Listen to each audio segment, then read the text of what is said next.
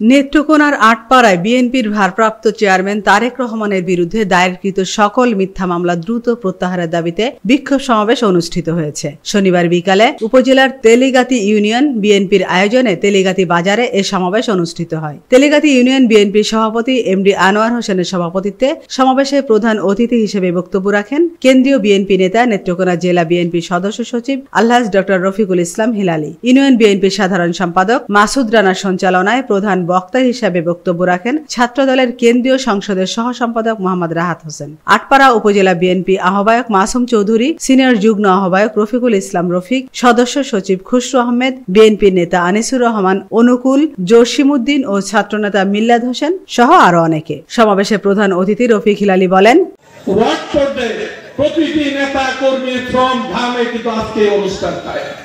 এটা কিন্তু আজকে আসলাম মিনিটের মধ্যে কিন্তু এই জনসভাটা প্রস্তুত হয়ে যায় না। এটার জন্য এক সপ্তাহ শ্রম ঘাম দিতে হয়েছে অত্র এলাকার নেতা কর্মীদের।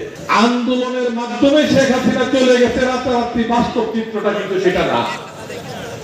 এটার জন্য দীর্ঘ 17 বছর যাবত এই জনসভার জন্য যেমনি ভাবে 7 দিন দিন রাত এই এলাকার লোকজন পরিশ্রম করেছে, তেমনি ভাবে ফ্যাসিস্ট হাসিনা সরকারকে বিতাড়িত করার জন্য দীর্ঘ 17 বছর দেশনেত্রী বেগম খালেদা জিয়ার নেতৃত্বে, তারেক রহমানের নেতৃত্বে কিন্তু আমাদের শহীদ অসংখ্য হাজার হাজার শহীদের বিনিময়ে কিন্তু 5ই আগস্টের মুক্তি রাতারাতি কিন্তু হয়ে যায় নাই।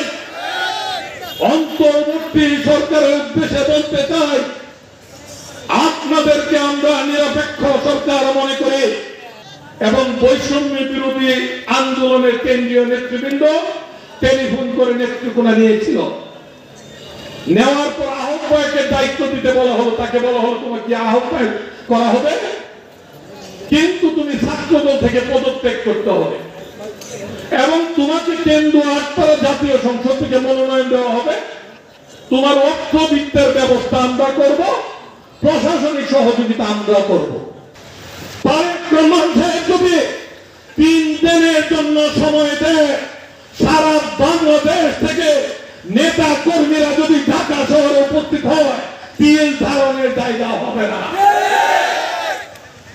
আপনারা যদি মনে করেন রাজনৈতিক দল গঠন করবেন, সেটা সরকারের থেকে নয়, সরকার থেকে পদত্যাগ করে রাজনৈতিক সংগঠন গঠন করুন। ভাইয়ের আমার, আজকে লজ্জা হয় আমাদের এই আন্দোলন সংগ্রামে আটপাড়ায় নিহত হয়েছে আমার 2 জন। তারা কে? বিএনপির কর্মী, তারা কে? শ্রমিক দলের কর্মী। কেন্দ্রে নিহত হয়েছে 3 জন, তারা বিএনপির নেতা কর্মী। নেত্রকোনা জেলায় 17 জন শাহাদাত বরণ করেছে। 17 জনের মধ্যে 15 জন বিএনপির নেতা কর্মী, 2 জন জামাতে ইসলামের নেতা কর্মী। তার অর্থটা দাঁড়ালো এই আন্দোলন সংগ্রামে বিএনপি জামাত ইসলামের ত্যাগের বিনিময়ে কিন্তু এই সরকার